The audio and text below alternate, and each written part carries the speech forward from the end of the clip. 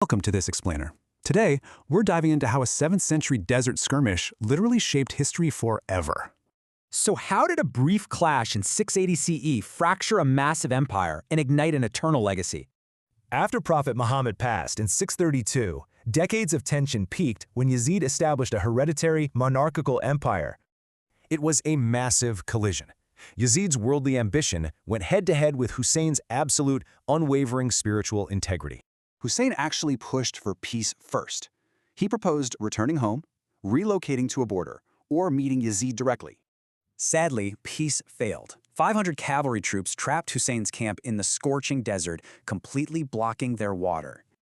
Look at this devastating mismatch. Hussein had just 72 loyal companions up against 5,000 Umayyad soldiers.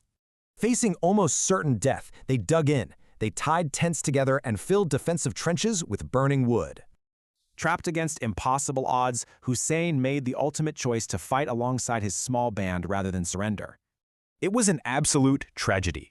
Roughly 70 men perished, including Hussein's 10-year-old nephew and his infant son. Hussein fought until he was beheaded. In that moment, he transformed from a fallen leader into an eternal martyr. Which brings us to a fascinating paradox, right? How does a devastating military defeat turn into an eternal victory? Well, that apparent defeat acted like a massive spark, instantly igniting fierce, sprawling rebellions against the Umayyad dynasty. Within just 5 years, a rapid chain reaction of uprisings violently shook the entire empire to its core. Beyond politics, this tragedy sent massive cultural shockwaves, inspiring some truly heartbreaking Persian and Indo-Muslim poetic literature. This brief, brutal historical clash completely transformed into a profound spiritual metaphor for ultimate sacrifice and enduring love. In these rich traditions, his sacrifice is literally viewed as life-giving rain, sparking a joyful revival of spirit.